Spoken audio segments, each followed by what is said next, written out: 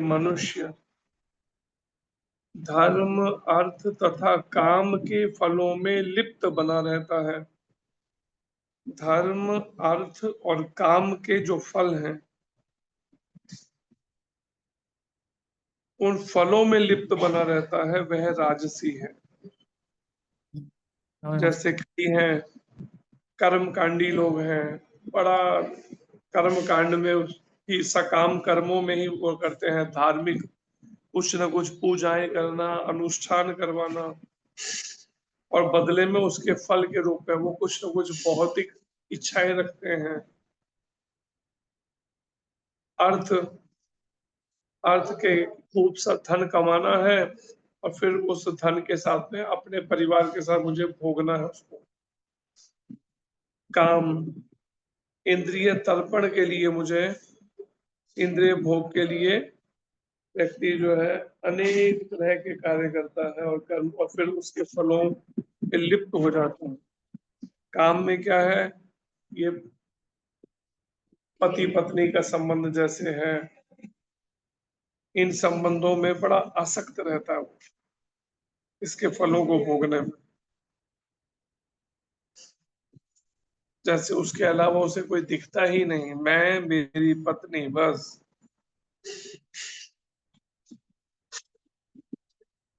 ऐसे लोग जो हैं, भगवान कृष्ण कहते हैं वे राजसी होते हैं, रजोगुणी होते हैं। प्रभुपाद जी कहते हैं तात्पर्य में, जो व्यक्ति धार्मिक या आर्थिक कार्यों में कर्म फलों का सदैव आकांक्षी रहता है, हमेशा उसकी आकांक्षा है जो भी मैं कर्म कर रहा हूं, चाहे धार्मिक है चाहे आर्थिक है, लेकिन उसके पीछे कर्म के फलों को मुझे भोगने की प्रबल आकांक्षा जिनकी रहती है।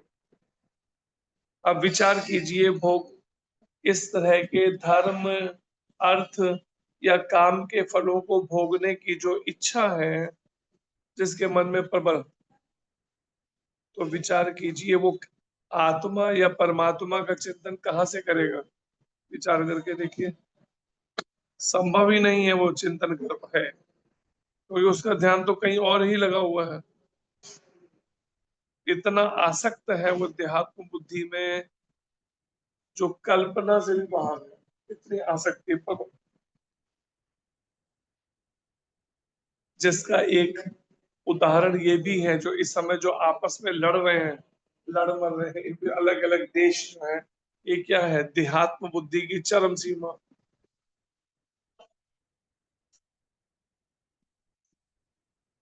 मुख्य रूप से कलयुग के अंदर किस बातों को लेकर झगड़े होंगे? जल, जोरू और जमीन, इन तीन पर लोग सब कुछ मरने मिटने को तैयार हो जाएंगे। और प्रभुपाद जी कहते हैं, जो व्यक्ति धार्मिक या आर्थिक कार्यों में कर्म फलों का सदैव आकांक्षी है, होता है, जिसकी एकमात्र इच्छा इंद्रिय तृप्ति होती है, एकमात्र इच्छा कृष्ण प्रेम प्राप्त करना नहीं होती, एकमात्र इच्छा होती है इंद्रियों का तर्पण, कैसे मैं अधिक से अधिक इंद्रिय तर्पण कर सकूं, बस प्रबल इच्छा भोग।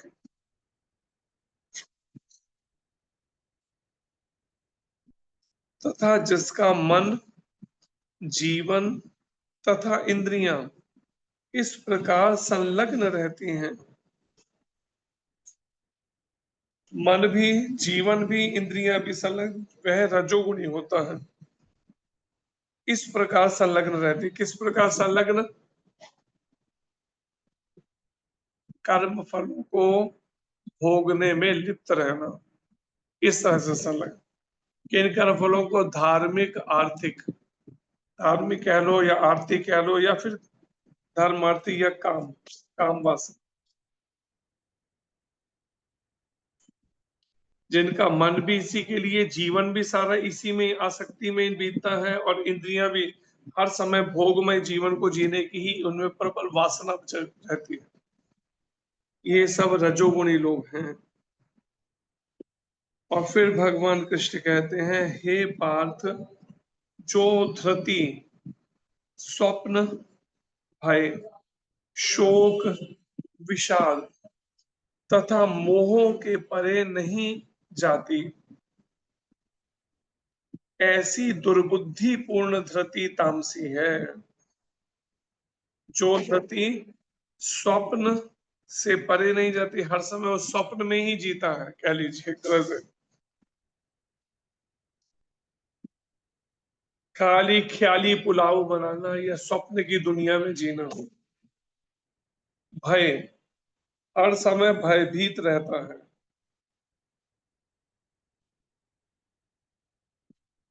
एक माता आश्रम में रहती थी, लेकिन उसकी हालत हमें कहती थी, हर समय उसको डर भय बना रहता था, मन के अंदर भयभीत, अंदर से बड़ी बेचैन। कहती कोई मेरे साथ सोए, मेरे को रात को मैं अकेले बहुत घबराहट होती है, बेचैन, भयभीत। क्यों भयभीत? जब सारा जीवन भोग में जीवन ही काटा, तो भोगी व्यक्ति तो ऐसा ही होगा वह।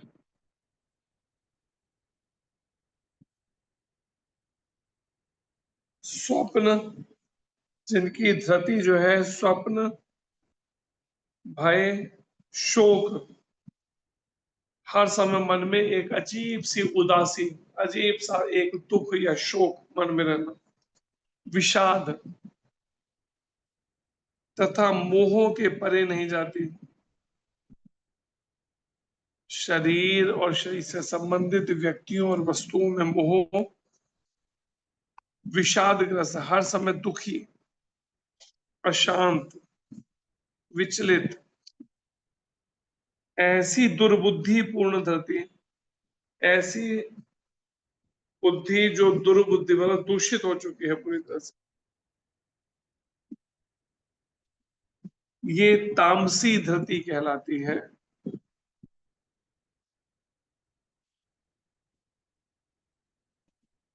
इससे यह अर्थ नहीं निकालना चाहिए, प्रभुपाद जी कहते हैं, कि सतोगुणी मनुष्य स्वप्न नहीं देखता, अर्थात सतोगुणी व्यक्ति भी स्वप्न देखता है। यहाँ पर स्वप्न का अर्थ है अति निद्रा। जो इस श्लोक में अर्थ लिया गया है स्वप्न का, वो स्वप्न क्या है? अति निद्रा। तामसिक व्यक्ति व्यक्ति अति निद्रा में रहता है। जैसे हमने बताया था ना, अमृतसर का एक था, वो भक्ति में आ तो गया, फिर बाद में भटक भी गया, फिर तांत्रिक बन गया। फिर तांत्रिक में भी देखा उसको अपने ऊपर ही कुछ कष्ट आ गए जब किसी का बुरा किया, तो फिर वो तांत्रिक में भी वो थोड़ा छोड़ के फिर कुछ पैसा कमाने के लिए नौकरी करने या कुछ वो करने लगा। कहता है एक बार मैं दोपहर को सोया, अगले दिन शाम को उठा। दोपहर को सोया, अगले दिन शाम को उठा, 24 घंटे एक और 3-4 घंटे और जोड़ दो, 28 या 30 घंटे लगा था बेचारे, उठा ही नहीं बीच में। सोचो, ऐसे ऐसे भी हैं सोने वाले। और यहाँ पर यही बात को प्रभुपाद जी कह रहे हैं,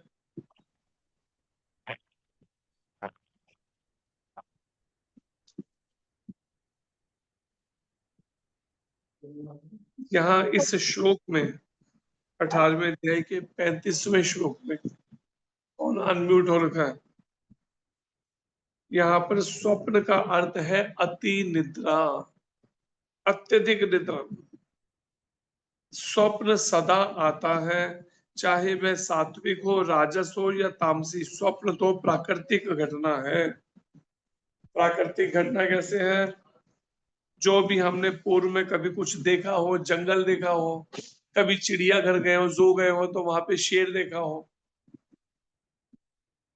और परिणाम रात को स्वप्न आया, तो दोनों चीजें आपस में मिल गई कि हम जंगल में जा रहे हैं और सामने से शेर आ गया, उसने हम पे अटैक कर दिया। तो यही बात यहाँ पे, ये तो प्राकृतिक घटना है। जो जो आपने इंद्रियों से जिन जिनका संग किया है, वही सब चीजें ही स्वप्न के रूप में फिर दिमाग में आती है।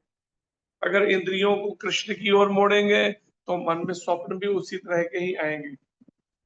लेकिन मन को अगर लगा रखा फेसबुक इंस्टाग्राम में, तो फिर उसी के स्वप्न आएंगे, जो भी जहां भी मन को लगाओगे। प्रभुपाद जी कहते हैं स्वप्न तो प्राकृतिक घटना है, लेकिन जो अपने को धार्मिक सोने से नहीं बचा सकते, जो लोग अपने को अधिक सोने से नहीं बचा पाते, जिनको इतनी आदत पड़ चुकी है, कहते सोने से बच ही नहीं सकते। एक साधक को हमने कहा कि सुबह ऐसे करो, 10-11 बजे के आसपास चलते हैं कोई काम का उस पर, कहते उस समय तो फिर मैं होश में ही नहीं होता। सुबह 10-11 बजे बेचारा नशे में धुत होता है। किसका नशा होता है? निद्रा देवी का नशा, उसमें भयंकर। मंगल आरती तो आ जाता है उसको उठाने पे, अगर नहीं उठाओ तो फिर मुश्किल है। उठाने पे आ जाते, लेकिन उसके बाद में फिर जब सोता है तो सीधा एक ही बार उठता है 6-8 बजे दोपहर में। तो प्रभुपाद जी कहते हैं जो लोग अपने को अधिक सोने से नहीं बचा पाते, जो भौतिक वस्तुओं को भोगने के गर्व से नहीं बचा पाते, भौतिक वस्तुओं को भोगने का भी एक अपना अभिमान या गर्व है, जो सदैव संसार पर प्रभुत्व जताने का स्वप्न देखते रहते हैं,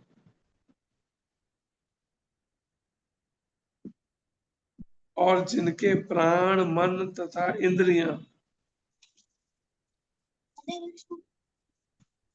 जिनके प्राण, जिनके मन, जिनकी इंद्रियां इस प्रकार लिप्त रहती हैं, वे तामसिक धृति वाले कहे जाते हैं।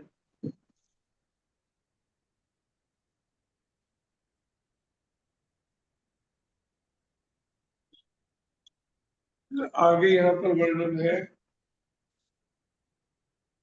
भगवान कृष्ण कहते हैं हे भरत श्रेष्ठ, मुझसे 3 प्रकार के सुखों के विषय में, तो 36वां श्लोक किया भी नहीं किया था? नहीं प्रभु जी, नहीं किया था। 35वां तो कर लिया था ना, 35 तो 34 तक कल किया था मतलब। फिफ्थ भी नहीं किया था? नहीं किया था। सभी दोहराइए। यया स्वप्नम भयम शोकम, स्वप्न भयम शोकम चादम मदमेव च, विषादम मदमेव च न विमुच्यति दुर्मेधा,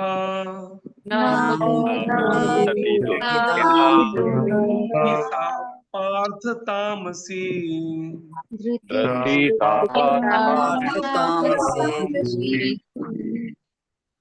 पढ़िए आप में से कोई, कीर्तन माता पढ़िए। हरे कृष्णा प्रभु जी, दंडवत प्रणाम। हरे कृष्ण। यया स्वप्नं भयं शोकं विषादं मदमेव च, न विमुच्यति दुर्मेधा धृतिः सा पार्थ तामसी। हरे कृष्णा प्रभु जी। शुभम जी। हरे कृष्णा प्रभु जी, धन्यवाद प्रणाम। जी हरे कृष्ण। यया यया स्वप्नं भयं शोकं विषादं मदमेव च, न विमुच्यति दुर्मेधा धृतिः सा पार्थ तामसी। हरे कृष्णा प्रभु जी, धन्यवाद प्रणाम। अर्चनी माता। हरे कृष्णा प्रभु जी, धन्यवाद प्रणाम। यया हरे सप्रयं भयं शोकं विषादं मदम एव च, न विभूजति दुबेद धृति सा पार्थ तामसी। हरे कृष्णा प्रभु जी, धन्यवाद। हरे कृष्ण। पढ़िए पवन जी। हरे कृष्णा प्रभु जी, दंडवत प्रणाम। हरे यया कृष्ण। स्वप्नं भयं शोकं विषादं मदमेव च, न विमुच्यति दुर्मेधा धृतिः सा पार्थ तामसी। हरे कृष्ण प्रभु जी, दंडवत प्रणाम। हरे कृष्ण। सोनिया माता पढ़ो अनुवाद। हरे कृष्णा प्रभु जी, धन्यवाद। हरे हे पार्थ, जो कृति स्वप्न भय शोक विषाद तथा मोह के परे नहीं आंकी जाती, ऐसी दुर्बुद्धिपूर्ण कृति तामसी है। हरे कृष्णा प्रभु जी। तात्पर्य पढ़िए मानसी माता। हरे कृष्ण प्रभु जी, दंडवत प्रणाम। मैंने श्लोक के लिए हैंड रेस किया था क्योंकि मेरे पास गुजराती भगवत गीता है ना। तो गुजराती में पढ़ दो फिर। मैं बाथरूम हो गया है। तात्पर्य शिला प्रभुपाद के द्वारा शिला प्रभुपाद की जय। એવા નિષ્કર્ષ પર આવવું ન જોઈએ કે સત્વગુણી મનુષ્ય સ્વપ્ન નથી જોતો. અહીં સ્વપ્નનો અર્થ વધારે પડતી નિદ્રા એવો છે. સ્વપ્ન તો હંમેશા આવતું જ હોય છે, પછી ભલે મનુષ્ય સત્વગુણી હોય, રજોગુણી હોય કે તમોગુણી. સ્વપ્ન તો પ્રાકૃતિક ઘટના છે, પરંતુ જે મનુષ્ય અતિ નિદ્રાથી પોતાને બચાવી શકતા નથી, જેઓ ભૌતિક વસ્તુઓ ભોગવવાના ગર્વને દૂર કરી શકતા નથી, જેઓ જગત ઉપર પ્રભુત્વ કરવાનું સ્વપ્ન જોતા રહે છે અને જેમના પ્રાણ, મન તથા ઇન્દ્રિયો એ રીતે પરોવાયેલા રહે છે, તેઓ તામસી વૃત્તિવાળા કહેવાય છે. હરે કૃષ્ણ. हरे कृष्ण। 36वां श्लोक दोहराइए। सुखम त्विदानीं त्रिविधम सुखं यानि शृणु त्रिविधम् मे भरत ऋषभ। शृणु मे अभ्यासाद्रमते यत्र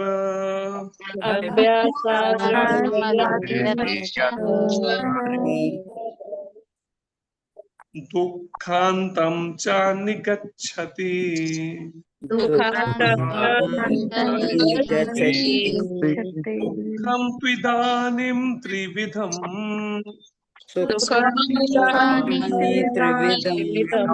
शृणु मे भरत ऋषभ।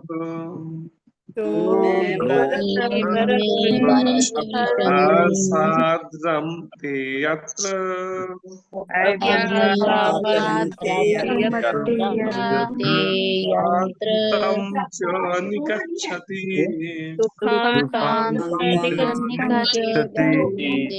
ये बिंदु माता। हरे कृष्ण प्रभु जी, दंडवत प्रणाम। हरे कृष्ण। सुखम त्विदानीं त्रिविधं शृणु मे भरतर्षभ।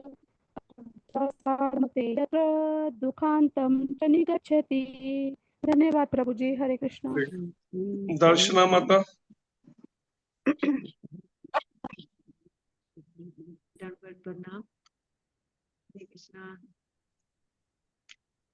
पूनम माता। हरे कृष्ण प्रभु जी, दंडवत प्रणाम।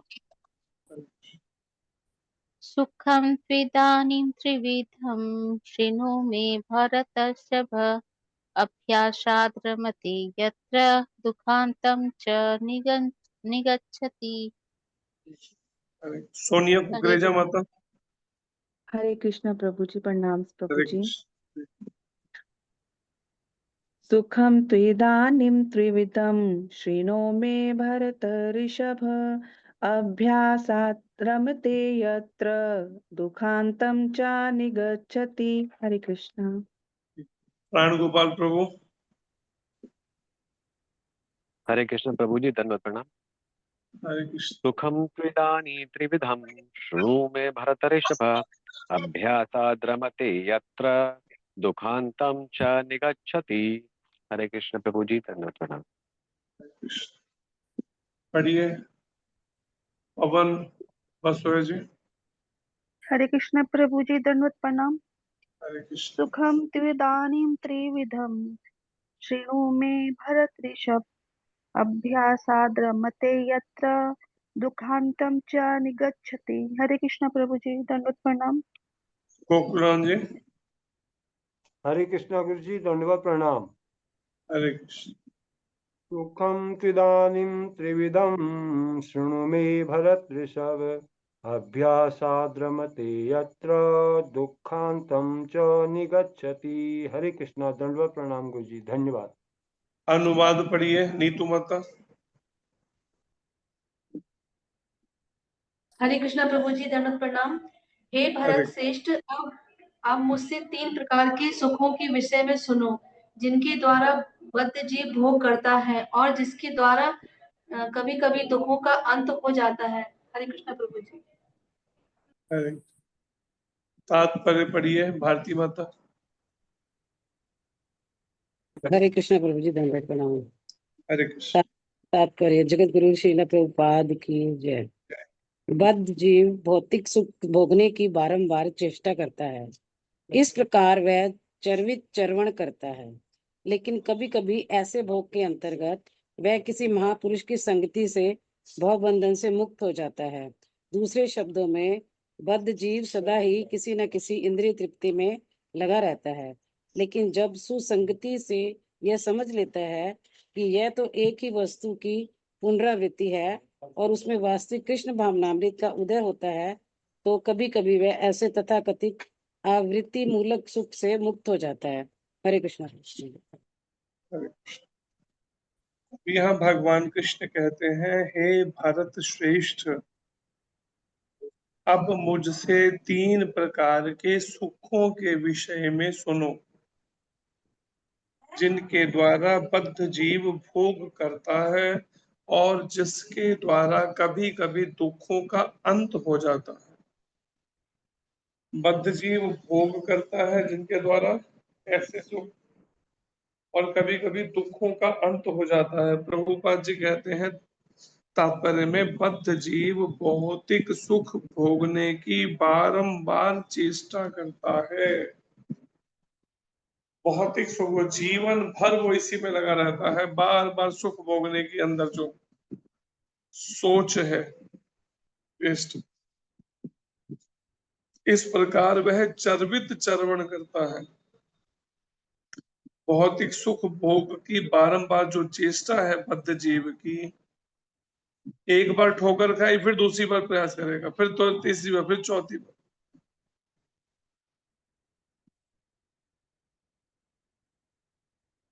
किसी कोई बीमार है, उसके पास दवा के पैसे नहीं है, आपने दवा करवा दी, वो दुआ देगा भले थोड़ी देर, लेकिन उसकी भोग की वो जो सोच है, विचार है, वो तो नहीं चेंज हुई ना। थोड़े समय में ठीक होगा, फिर वही भोग में लिप्त होगा। जैसे वर्णन है, बारंबार चेष्टा करता है भौतिक सुख भोगने की। शरीर से संबंधित सारे सुख भौतिक कहलाते हैं। इस प्रकार वह चरवित चरवण करता है, लेकिन कभी कभी ऐसे भोग के अंतर्गत वह किसी महापुरुष की संगति से भवबंधन से मुक्त हो जाता है। दूसरे शब्दों में, बद्ध जीव सदा ही किसी न किसी इंद्रिय तृप्ति में लगा रहता है। बद्ध जीव का स्वभाव है किसी न किसी इंद्रिय तृप्ति में लगे रहेगा हमेशा। लेकिन जब सुसंगति से यह समझ लेता है, लेकिन जब अच्छी संगति मिली और उसे समझ लेता है कि यह तो एक ही वस्तु की पुनरावृत्ति है, अर्थात जिस भोग की मैं इंद्रिय तृप्ति की इच्छा कर रहा हूँ, ये तो एक ही की पुनरावृत्ति, बार बार वही इंद्रिय भोग। खाने में कभी इतना खा लिया कि भूख ही नहीं है, लेकिन थोड़ी देर बाद फिर दोबारा वही स्थिति, और खाने को तो और दो। और उसमें वास्तविक कृष्ण भावनामृत का उदय होता है। उसमें वास्तविक कृष्ण भावनामृत का उदय होता है, तो कभी कभी वह ऐसे तथाकथित आवृत्ति मूलक सुख से मुक्त हो जाता है। और फिर आखिर में प्रभुपाद जी कहते हैं इस श्लोक के तात्पर्य में, यह तो एक ही वस्तु की पुनरावृत्ति है। एक गलती पहले की, वही दोबारा, वही दोबारा, वही दोबारा, पुनरावृत्ति बार बार करना। और उसमें वास्तविक कृष्ण भावनामृत का उदय जब होता है किसी के हृदय में, तो वह कभी कभी वह ऐसे तथाकथित आवृत्ति मूलक सुख से मुक्त हो जाता है। आवृत्ति मूलक जो बार बार रिपीटेडली वो प्रयास कर रहा है, सुख चाहिए उसे, लेकिन इस सुख वाली सोच से कहने को जो आवृत्ति, पता ही नहीं कहाँ चली आवृत्ति, लेकिन बार बार रिपीट हो रही है, ऐसे तथाकथित कहने को खाली सो कॉल्ड रिपीट जो करना बार बार आवृत्ति मूलक सुख से मुक्त हो जाता है। ऐसे सुख के पीछे नहीं भागे, उसे मुक्त हो जाता है भौतिक सुख से।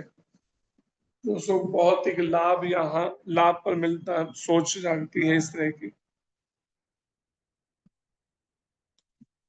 किसी भी तरह से मैं हमेशा के लिए सुखी हो जाऊं, लेकिन ये बात वो भूल जाता है, हमेशा के लिए सुखी तो केवल गोलोक धाम में ही रहा जा सकता है, इस भौतिक जगत में नहीं जिसमें हम दौड़ने में लगे हैं। और फिर 37वां श्लोक तो रही है, यत तत् अग्रे विषम इव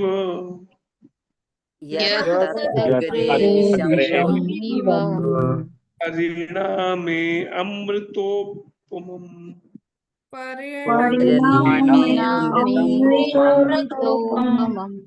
तत्सुखम सात्विकम प्रोक्तम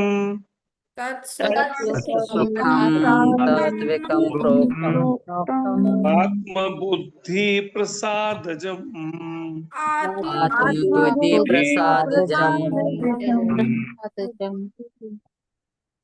दोबारा प्रयास करिए, जैसे कितना कितना बोलना है उसको अंदाजा पहले देख लीजिए श्लोक में। यद यदग्रे विषम इव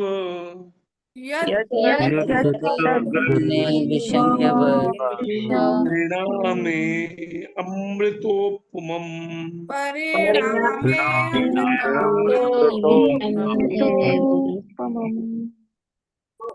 तत्सुखम सात्विकम प्रोक्तम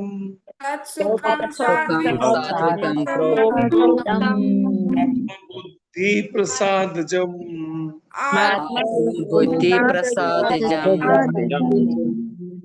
पढ़िए ट्विंकल माता। हरे कृष्णा प्रभु जी, दंडवत प्रणाम। हरे कृष्ण। यत्तद् विषमेवा परिणामे अमृतोपमम् तत्सुखम सात्विकम प्रोक्तम आत्मबुद्धि प्रसादजम्। हरे कृष्ण प्रभु जी। रोहिणी माता। हरे कृष्ण प्रभु जी, दंडवत प्रणाम। हरे कृष्ण।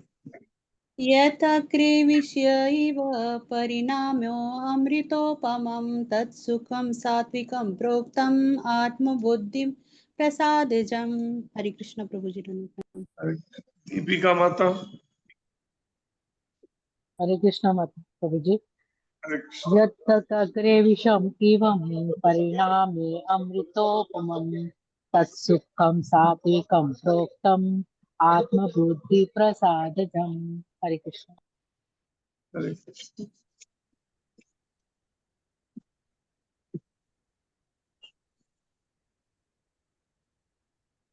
पढ़िए शक्तिमती माता, अनुवाद पढ़िए। हरे कृष्णा प्रभु जी, दंडवत प्रणाम। हरे कृष्ण। जो प्रारंभ में विष जैसा लगता है लेकिन अंत में अमृत के समान है, और जो मनुष्य में आत्म साक्षात्कार जगाता है वह सात्विक सुख कहलाता है। हरे कृष्णा प्रभु जी, धन्यवाद। हरे कृष्ण। तात्पर्य पढ़िए प्रीति माता।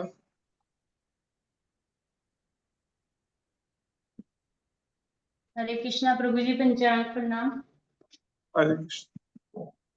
आत्म साक्षात्कार के साधन में मन तथा इंद्रियों को वश में करने तथा मन को आत्म केंद्रित करने के लिए नाना प्रकार के विधि विधानों का पालन करना पड़ता है। ये सारी विधियां बहुत कठिन और विष के समान अत्यंत कड़वी लगने वाली हैं, लेकिन यदि कोई इन नियमों के पालन में सफल हो जाता है और दिव्य पद को प्राप्त हो जाता है तो वह वास्तविक अमृत का पान करने लगता है और जीवन का सुख प्राप्त करता है। हरे कृष्णा प्रभु जी।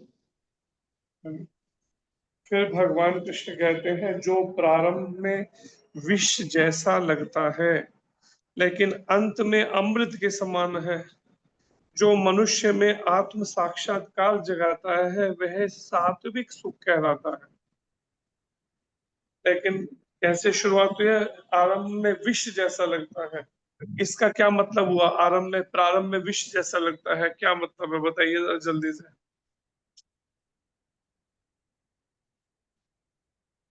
हैंड रेज अगर किए तो तभी, कि नहीं तो हटा लीजिए हैंड, अगर आंसर नहीं है। जो प्रारंभ में विष जैसा लगता है, क्या विष जैसा लगता है प्रारंभ में? क्या है? एग्जाम्पल कोई देके बताइए।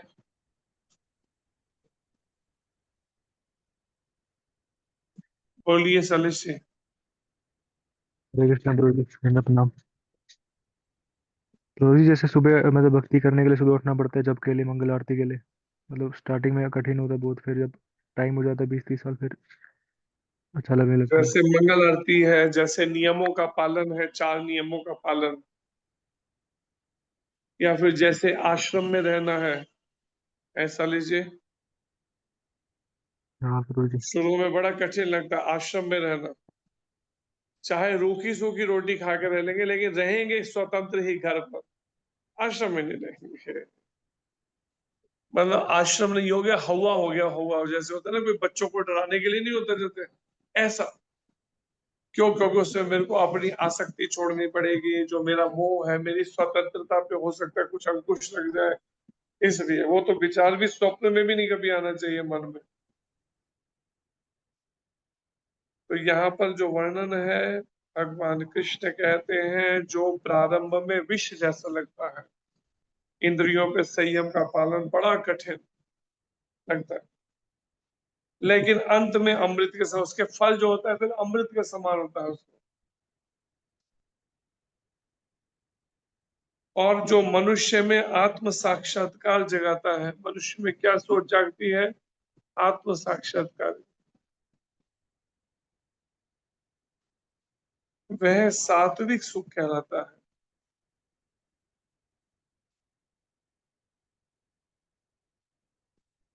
और प्रभुपाद जी कहते हैं तात्पर्य में, आत्म साक्षात्कार के साधन में मन तथा इंद्रियों को वश में करने तथा मन को आत्म केंद्रित करने के लिए नाना प्रकार के विधि विधानों का पालन करना पड़ता है।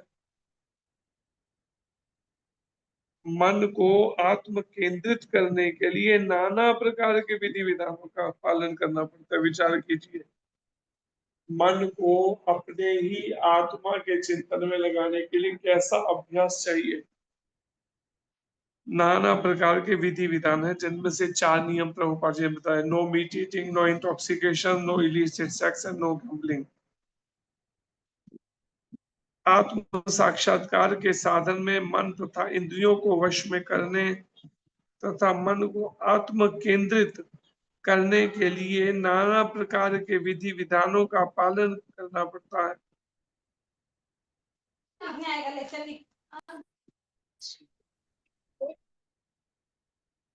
ये सारी विधियां बहुत कठिन और विष के समान अत्यंत कड़वी लगने वाली हैं।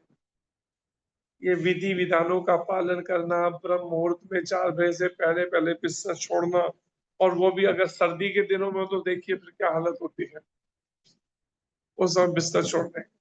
जिन लोगों को प्रैक्टिस नहीं है खासकर उनके लिए, तो उनके लिए बिल्कुल ऐसा है जैसे हिमालय में जाना पड़ता हो, किसी को बिस्तर छोड़ के बस नहाना पड़ेगा स्नान कर।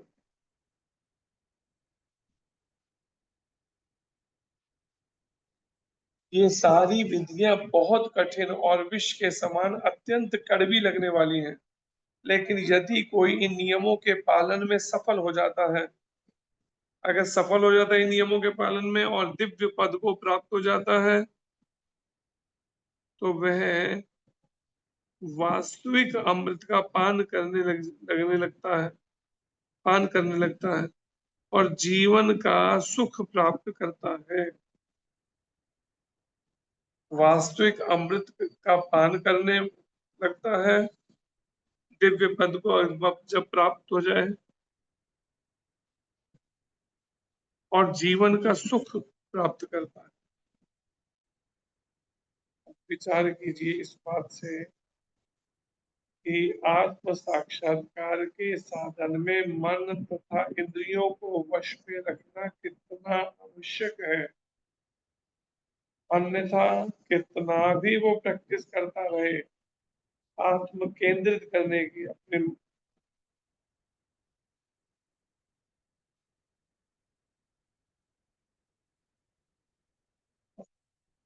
ये सारी विधियां बहुत कठिन और विष के समान।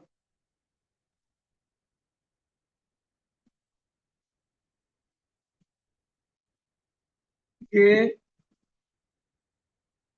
इन नियमों के पालन में जब सफल हो जाता है, भले ये सारी विधियां बहुत कठिन लगती हैं शुरू में, ब्रह्म मुहूर्त में उठना, नियमों का पालन करना, उस तरह का ड्रेसअप होना, भारतीय जो संस्कृति है, बहुत कठिन लगता है और विष के समान अत्यंत कड़वी लगता है, बड़ा ही कठिन।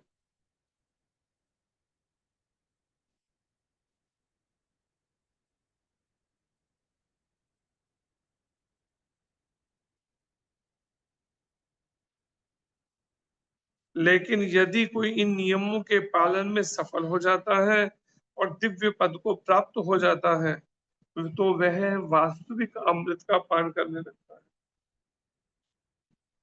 अगर दिव्य पद को प्राप्त हो जाए, नियमों के पालन में सफल कर,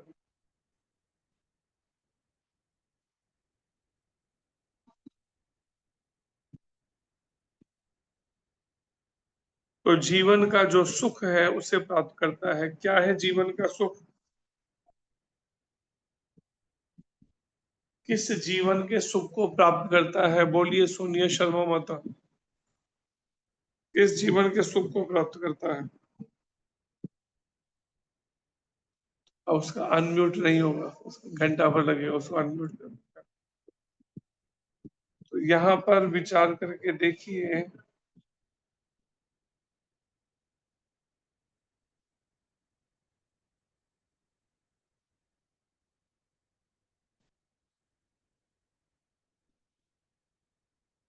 इन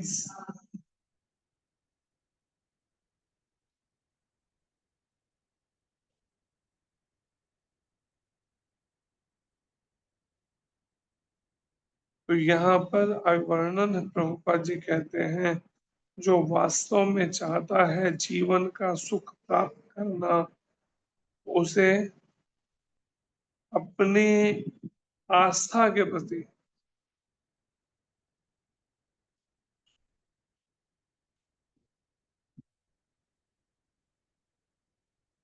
सुख प्राप्त करने के लिए दिव्य पद को प्राप्त हो और फिर वह वास्तविक अमृत का पान करने वाला होता, करने लगता है।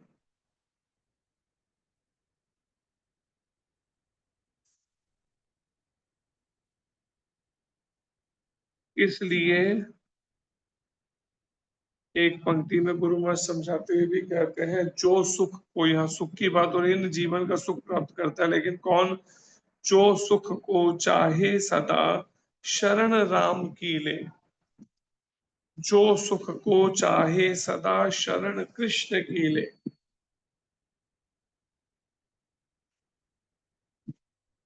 अगर हम जीवन में सुख चाहते हैं, हमें भगवान कृष्ण की, भगवान राम की शरण लेनी चाहिए, तभी हम वास्तविक अमृत का पहले पान कर पाएंगे, वास्तव में अमृत, और फिर जीवन का सुख प्राप्त करना चाहता है कोई।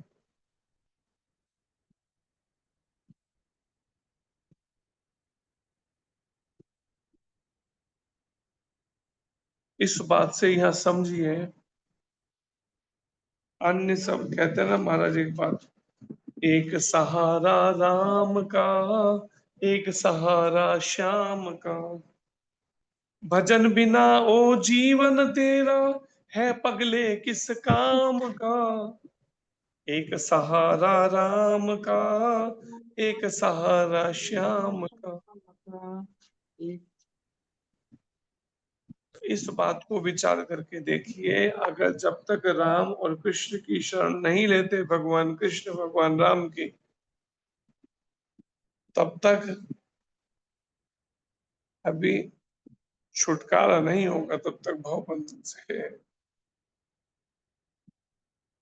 और जितना आसक्त होकर इस संसार का भौतिक रिश्तों का संबंध बना रहे हैं, और परिणाम उसी का फिर भविष्य में रिएक्शन भोगना पड़ जाता है। इसलिए समझना चाहिए इन श्लोकों से, भगवान कृष्ण इसलिए बड़े विस्तार को एक्सप्लेन करके बता रहे हैं हर एक को। ये नहीं कि केवल श्लोक पढ़ा चलो आगे, उसका अनुवाद और फिर उसके साथ में उसका तात्पर्य।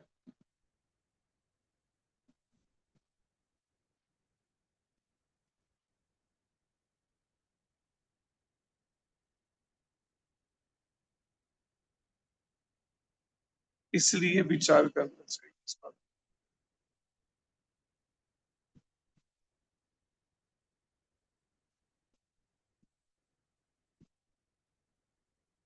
भगवान श्री कृष्ण की वाणी भगवत गीता की जय। जय कृष्ण चंद्र भगवान की जय। जय महाराज की जय। जय गोपाल महाराज की जय। जय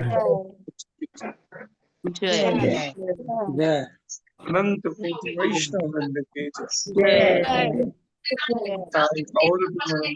हरि जय बोल हरे कृष्ण हरे कृष्णा हरे प्रभु कृष्णा प्रभु जी प्रभु जी दंडवत दंडवत प्रणाम। प्रणाम हरे कृष्णा प्रभु जी दंडवत प्रणाम। जी आपका हरे कृष्ण हरे कृष्णा प्रभु जी दंडवत प्रणाम। माता जी पूछिए अपना हरे कृष्ण प्रश्न। जी। हरे कृष्णा हरे कृष्णा दंड प्रणाम प्रभु जी। हरे कृष्ण जी। बिंदु माता अनम्यूट कीजिए, पूछिए अपना प्रश्न।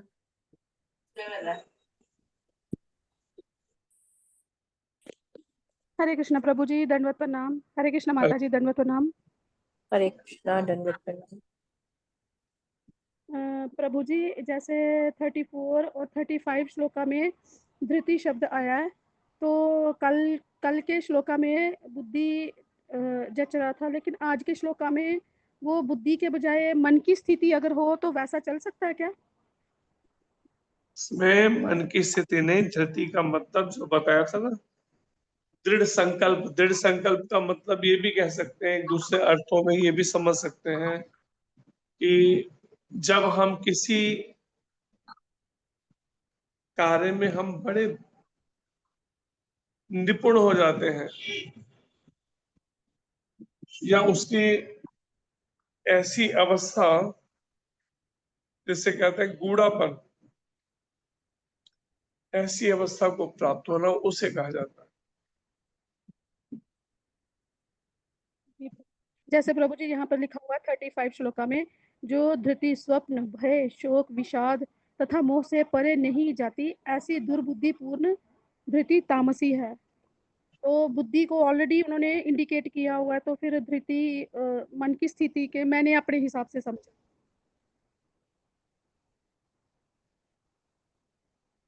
मन के हिसाब से, लेकिन यहाँ पर जो वर्णन है हमें तो उस हिसाब से समझना है ना, प्रभुपाद जी एक्सप्लेन कर रहे हैं। नहीं, मन के हिसाब से नहीं प्रभु जी, अपने हिसाब से मन की स्थिति, ये ऐसे समझा मैंने।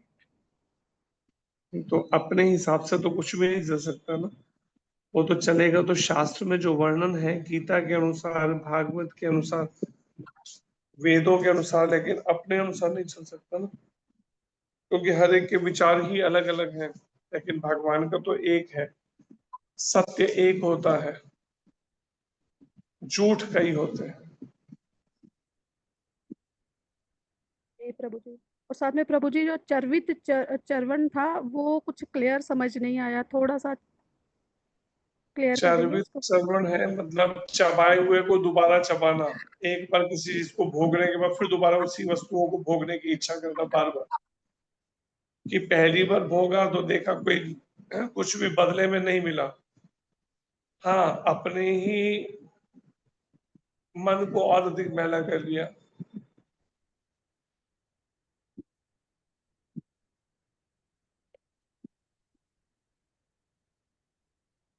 ये बात को यहाँ समझिए।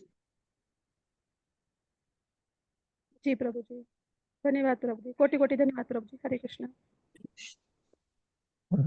हरे कृष्णा जी। पूनम माता जी बोलिए। हरे कृष्णा प्रभु जी दंडवत प्रणाम। प्रभु जी मैं क्या आपको क्लास के बाद फोन कर सकती हूँ? ठीक, दंडवत प्रणाम। लीजिए। हरे कृष्ण।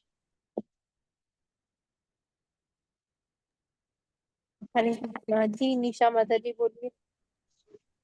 हरे कृष्णा प्रभु जी दंडवत प्रणाम। हरे कृष्णा माता जी दंडवत प्रणाम। प्रभु जी हरे मेरा कृष्णा। क्वेश्चन है, जैसे समुद्र मंथन के दौरान भगवान कृष्ण ने मोहिनी का रूप धारण किया था और जो अमृत था उन्होंने सभी देवताओं को पिलाया था, सभी देवी देवताओं को। और जैसे मैंने भगवत गीता में भी पढ़ा है, तो सबकी जैसे आयु है, ब्रह्मा जी की भी आयु है, लेकिन अमृत पिलाए तो वो अमर हो जाएंगे सारे। तो वही क्वेश्चन है, सारे देवी देवता।